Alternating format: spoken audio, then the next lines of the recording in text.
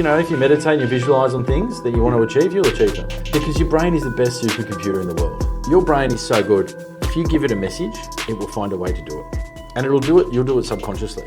So your brain is programmed to succeed. Well, today I've got a pleasure and privilege to speak with one of the most successful commercial property agency owners in Sydney. I've got Daniel Bryan in front of me. He's the Chief Executive Officer for XCommercial. Thank you, Will. And Dan, it's good to catch up with you again. Thank you for inviting me on. Yeah, no problems. Lovely. Yeah, well, we're going to keep it pretty casual today. Just going to ask you a few things about you, about your business. But before we get into all that, I'm just really curious to know what Daniel Bryan was like in high school.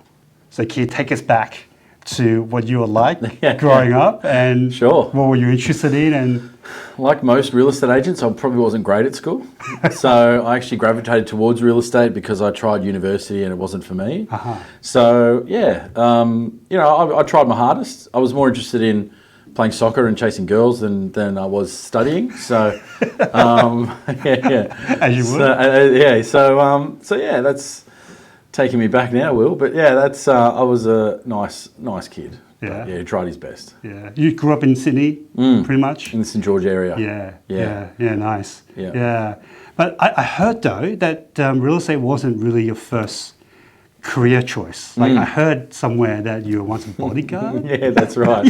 For a few years in my early 20s. Yeah. So what was that like? that was fun. So I could tell you a few stories, and I think I have. I think you might have. Yeah. I think you had some clients that you're looking after. Yeah, that's right. Yeah. So Charlie Sheen and a few other favourites, but that was a lifetime ago now. A lifetime ago.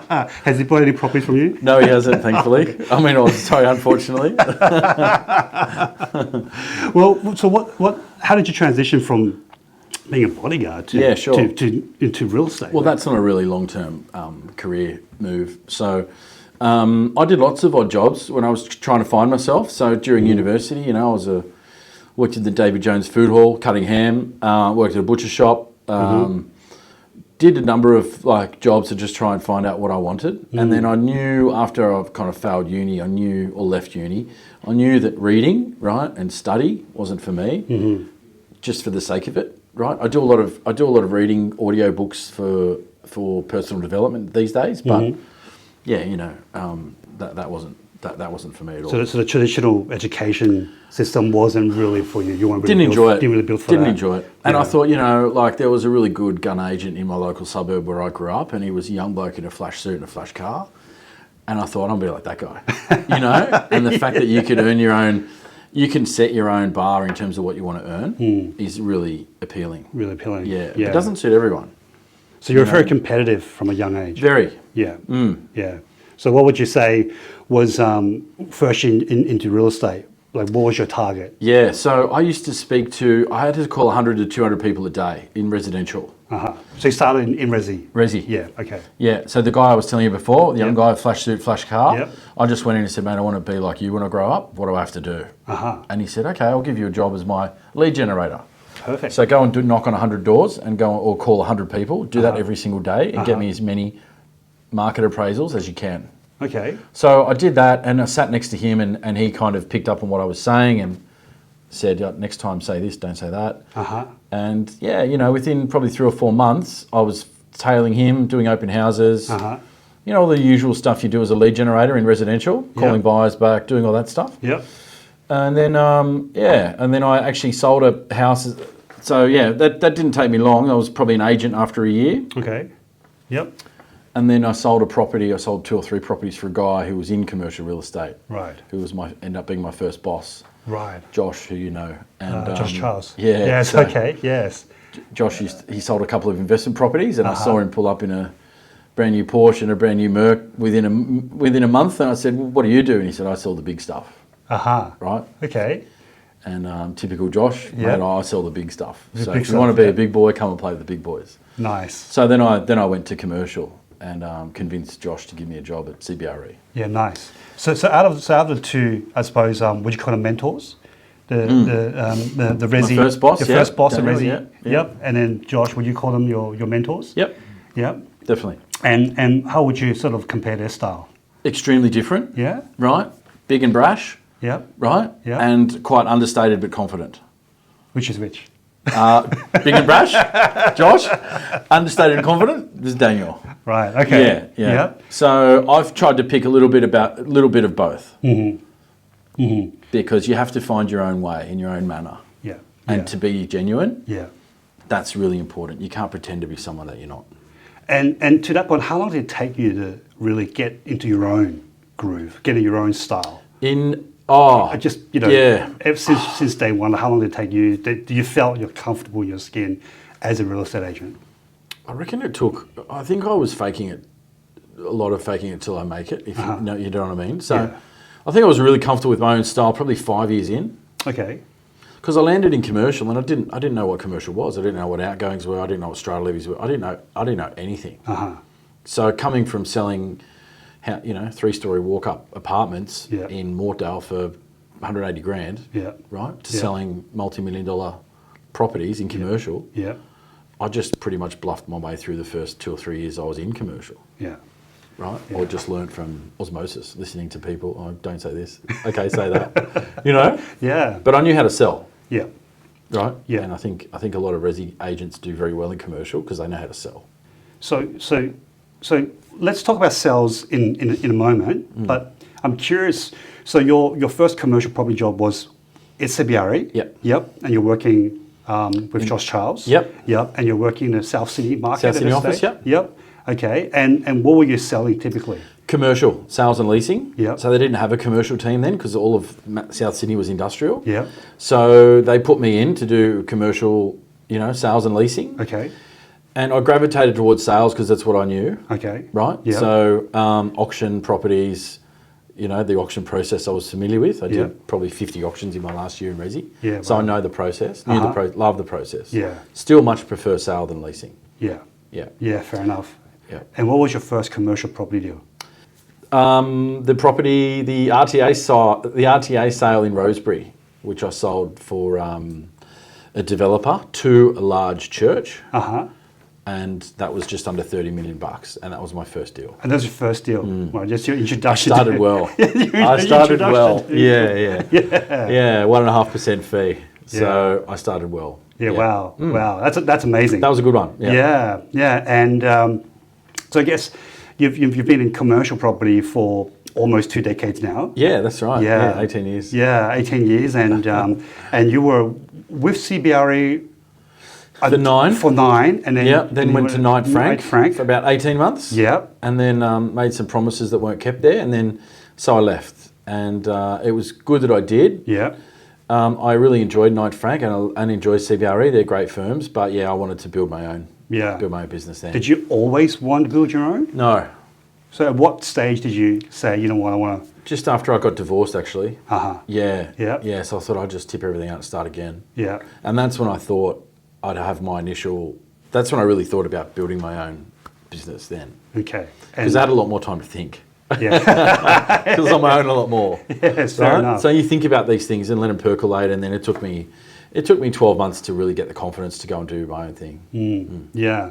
And at that time, were you thinking you're going to start your own brand first, you're going to have your own little offers, or you always wanted to maybe partner up with a franchise? Like, what was the initial... Well, idea? I'm not very creative because we've worked together. So I went to a franchise purely because I couldn't be bothered to think of what CRM to use, what marketing templates to use. It was basically a business in a box, which franchises are. Boom, away you go. And I thought, okay, well, I'll pay them 9% of turnover because I'm turning over nothing. So let's give it a crack. And it saves me thinking about all that stuff. Yeah. So do you think that was a critical move for you and I suppose by extension, new business owners coming into this sort of space? Like that is a critical move that most people should take? Depends on your personality and your situation. But I think at any point in time in your career, normally that's about 7 years in or 8 years in, you've learned everything you need to know by then. You've made contacts, you know your product, you know your market, you know the game. Yeah. At that point in time, you've got a decision to make. Do I go out on my own, right? Or do I stay where I am, possibly in a big firm and get quite comfortable, right? And normally you're between 30 and 40 when that comes around. Now, when you're 30 and 40, that's also the time that you're probably married with young children, and it is hard to move. So I understand that. Yeah. And owning a business isn't for everyone. But at that point in your career, your decision is either, am I going to be an employee for the rest of my life? Yep. Okay. Yep. Or am I going to move somewhere and be a commission-only agent and earn twice as much? Right? Because the fees are higher. Yes. The commission splits are higher, sorry. Yeah. Or do I want to have a crack and build my own business? Yeah. And that's normally when you're 7 or 8 years into a career. And I think starting at the big firms is really good for that initial period because you get all these contacts and you learn. Oh, yeah. Oh, yeah, 100%. I think working for the big firms, you build the foundation in terms of Your network. connection, your network, and your skill set. Yeah. 100%. Yeah. But I'm more curious about, coming out on your own, right? And there's so many people that come out and form their own agencies. There's many, and there are so many that are still stuck as a one-man sort of operation, and sometimes you in a small team of maybe 5 or 6. So how did you go from being an employee at CBRE Knife Rank to now the biggest privately owned agency in Sydney? How did that work for you? Gradually. Okay. So, gradually and goal setting. Yeah. So, when I started LJ Hooker, right, and you started with me soon thereafter, thankfully, there were only 4 or 5 of us in the office then, weren't there? And within 6 months, I just said, right, I want to win the best commercial agency of the year award next year. Okay, and I visualised it, and it was a goal, and we did it. And then I thought, okay, and then after that, I thought I want to have 3 offices in 5 years, right? Which was interesting because I didn't know how to run one office at the time. But I was like, right, no, I want 3 offices in 5 years, right? So that was my goal. So I wrote it down. You have your annual goals and your monthly goals and your quarterly goals. So that was one of my annual ones. And then, within 5 years, I did have 3 offices. And then we launched X. How did you do that? Because, goal setting, it's business 101. Every business owner should have goals and, should write them down and should visualize it. But there's a difference between people who reach their goals and people who don't reach their goals. And you clearly smashed all your goals. So what are you doing differently than everyone else? Visualize them and think about them a couple of times a week. Yeah. Because if you don't, they're just a wish. And if you don't give them a deadline, they're just a wish. Yeah. So they've got to be really specific and they've got to have an end date. And what pieces do you have to pull together to make that a reality? Part of without sounding wishy-washy, part of the thing is the universe will bring it to you if you put it out there. Right? So I know how I sound like a hippie when I say that, right? No, not at all. But actually, if you do, if you meditate and you visualize on things that you want to achieve, you'll achieve them. Because your brain is the best supercomputer in the world. Yes. Your brain is so good. It will find a way. If you give it a message, it will find a way to do it. And it'll do it. You'll do it subconsciously. Right. Yeah. Right? So it's not your brain's not programmed to fail. Your brain is programmed to succeed. Well, it's programmed to do whatever you put in. Yes. So if you're sending it messages saying, I'm going to win this award, or I'm going to do this, or I'm going to do that, it'll work out a way to do it. Yeah. Yeah, 100%. It sounds weird, but I really believe it. Well, I think the law of attraction does work, and it is. A lot of people think it is wishy-washy, but it is science. Obviously we can talk about this, on ends. But I'm interested in who did the universe pull in to help you? It pulled in great people. Great people. Like you can't do it. Like I'm really lucky. We've got great people in the business, right? Great partners, great agents, right? People who want to learn, and great support staff, great operations people. Like, Jackie's been with me for 7 years, right? Yes. She knows everything. So you've got to have really good support staff around you. How does leadership play in that role? Oh, it's a big part, but also I'm still making mistakes. Like I was never a captain of any soccer team or sporting team, or I was never a captain or a leader, if you like, at school. Yeah. So you learn that by making mistakes. Well, and I'm still making mistakes. Well, you're clearly the leader and the captain of this, at the moment I am. Team. Yeah, that's right. Yeah, at the moment I am, which is good. Yeah, yeah. So what's the long-term vision for XCommercial? Yeah, so we'll have 10 offices in Sydney in the next hopefully 3 years. And then I want to have 10 in Brisbane and 10 in Melbourne. Uh-huh. And then I'll reassess then. Okay. But you've always got to reassess your goals. So you should have 3 year, 5. I have 3 year, 5 year goals. Yep. So obviously 1 year goals, 3 year Yep. goals, 5 year goals. Yep. So that's the plan. So next year we'll have 2.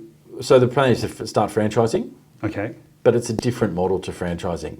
Okay. It's not your typical franchise. Like, for example, the differences will be we have an open database. Yep. So franchises are very closed. So, if you've got a franchise in Paddington and one in Edgecliff, Yep. they're like, no, I'm not showing the other person my data. Yep. We have an open database, Okay. which is really powerful. So someone in Chatswood can get in and see a contact, and they can see if someone in South Sydney or Southwest Sydney has spoken to that contact Uh-huh. and what they've said, Uh-huh. what offers they put on properties. Uh-huh. So our agents are really well informed.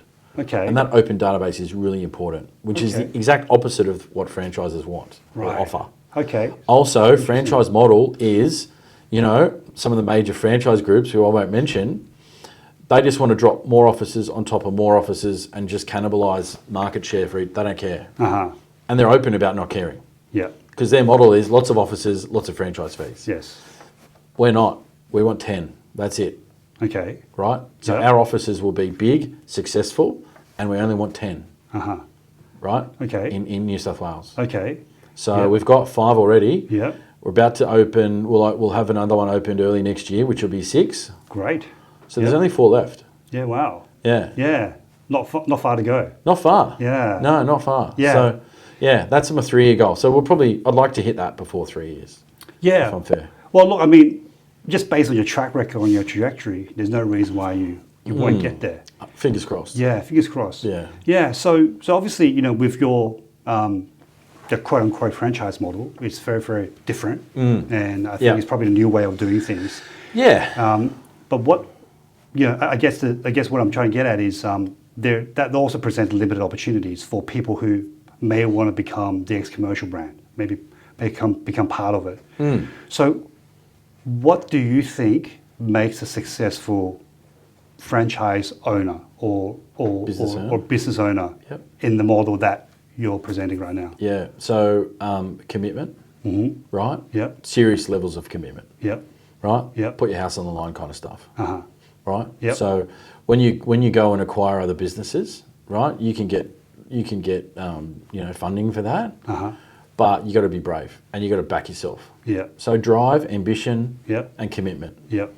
If you've got those 3 things, you will succeed. There's no way you won't, Yep. right? Yeah. With all the backing and every support we give you, Yep. you're going to kill it, Yep. right? But dream big too. I don't want people coming and going, oh, I just want to own one office that's worth 10 mil. Uh-huh. No. Let's go big. So how big is big? Well, I want a $100 million business, and Uh-huh. I'll do that in 17 years from now. It's 100 million turnover. Worth, no value. Of value. Just Okay. just the property management book Yep. will Yep. be worth 100. Yep. So the sales business on top of that, it'll be worth more. But the actual asset will be worth 100. Okay. Yeah. Okay. And I want guys who want to come in and build something like that. For sure. know? For sure. Yeah. I mean, if you have a business value of that size, I mean, it's hard to imagine you could achieve it with just 30 offices. I mean, No, you can, because there's a lot of opportunity out there. okay. If you think about all the small boutique independent commercial offices around, Uh-huh. right? Yep. So if you gobble all them up, Yep. right? So what does your competitors have to say about it? Don't know. I don't ask them. Don't know. Would you believe that a lot of them would probably come to you and want to join you, or? Oh has it yeah. happened in the Look, past? I'd love that. I'd love that. We can give them, and being an independent business owner, owning a franchise or owning your own independent office, it's hard. Right? If you're the guy there paying all the bills, you got no one to talk to. You got no one to bounce ideas off. It's not Yeah. like CBRE where you can go and ring the managing director of Parramatta if you're in South Sydney and go, mate, well, what do I do here? You're on your own. Yeah. So, and if you're a franchise, you're on your own too. I mean, I know they have those big conferences and stuff, but that's just chest beating. That's not a lot of actual internal talk in my experience. So your I guess your point of difference is more collaboration Yes. than individualization. Absolutely. Yeah. That's it. Okay. Yeah, I'm gonna keep that. You're gonna But keep that's that? exactly it, Will. You're kind of- Collaboration, not individual. That's what it is, Yeah. Okay. Abundance mentality. So the more, right? That's a John McGrath saying. I borrowed from him. But, abundance mentality, not scarcity. Yeah, 100%. Well, can we transition into a little bit about some of the deals that you're working on at the moment? Depending on how much you want to elaborate. Obviously, what you're doing is very different to, I guess, a lot of the other sort of residential agencies, whereas, you're kind of in a unique position where, you're not servicing the big institutional investors, but also you're not necessarily servicing sort of your mum and dad sort of residential sort of investors. So you're kind of in a very unique sort of niche sort of market. Private investor. So private investor. Market, So how would you classify that, your market that you're servicing? Yep. And what are typical deals that you're working on, your business is working on now? Yeah, so we look after, I guess, high net worth private investors. So people who own anything from $1 million shop to, a building like this that's worth 100 mil.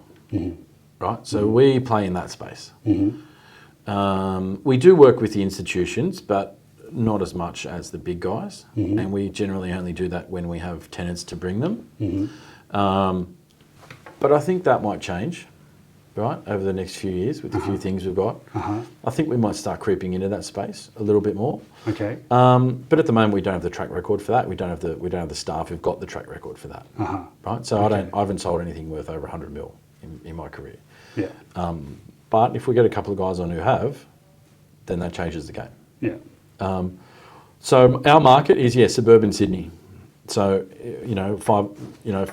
Chatswood, South Sydney, Inner West, South Sydney, Padstow, Southwest. Yeah, so we look after that. Industrial sales and leasing, commercial, retail. So sort of Metro Sydney. Metro Sydney, yeah. Yeah, Metro Sydney. Yeah. Okay. Yeah. So I'm looking at your social media presence right now. Okay, and it's absolutely blowing up. Yeah, it is. Yeah. In the last sort of 3 weeks, you've gone from. I think you've gained. I think like 8,000 or 9,000 followers just on your Instagram account. Yeah, that's right. So what's been happening? So we hired a new Instagram firm to help us out with that, and they just said, "Look, just sit down and talk to me like you're talking to someone at a barbecue, and tell me about your last 5 deals. Awesome. Tell me about your best deal. Tell me about your worst deal. Tell me stuff that people don't know." And I'm like, is this really interesting to the normal, does anyone care? Yeah. And apparently people do. So evidently. Evidently. Yeah. So it's blown up, and I'm very skeptical. I have been about social media.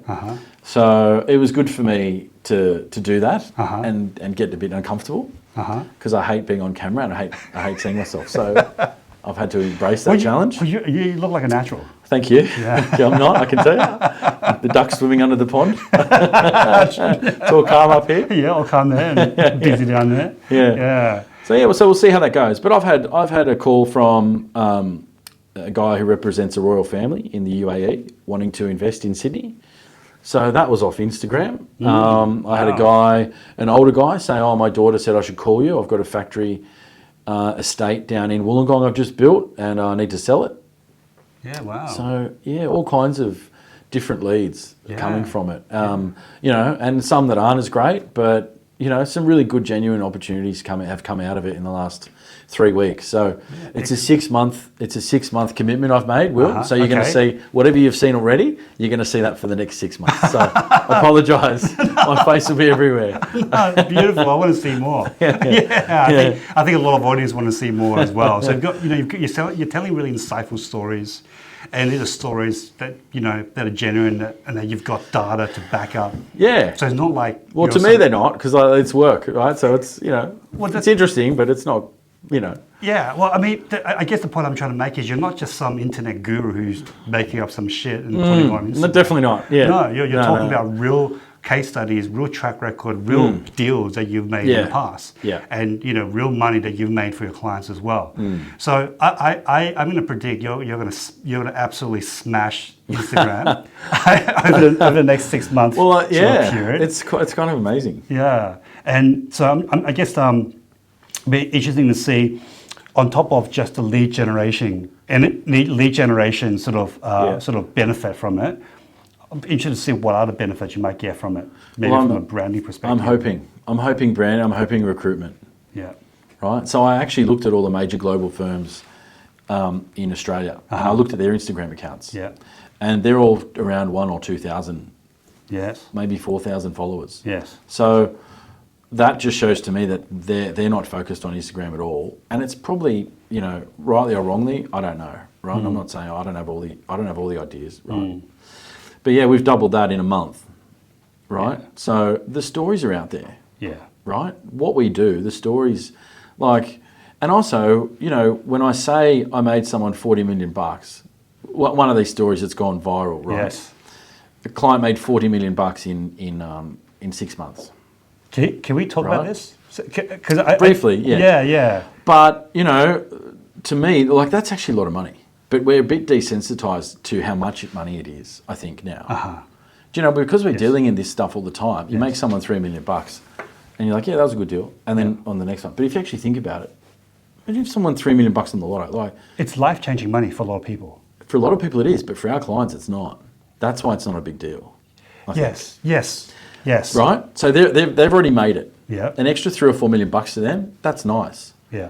But it's not. You're Life-changing. right. No, it's not. No, It's life-changing. not. Someone in their early 20s, that's a life-changing moment. Yes. To a lot of our clients, like I said, and I think we're a bit desensitized to that. Yeah. Do you think that's a good thing? Or No, I don't think it's a good thing. So how do you? Well, sorry, sometimes it is and sometimes it's not. So if you were doing a deal like that and it was a life-changing deal, you'd be more nervous, you'd be a little bit more tense in negotiating. You probably wouldn't want the ability to get up and walk away, which you need in negotiating. Yes. Right? So Yes. if it meant so much to you, Yes. you'd probably lose that edge. Do you know what I mean? Yeah.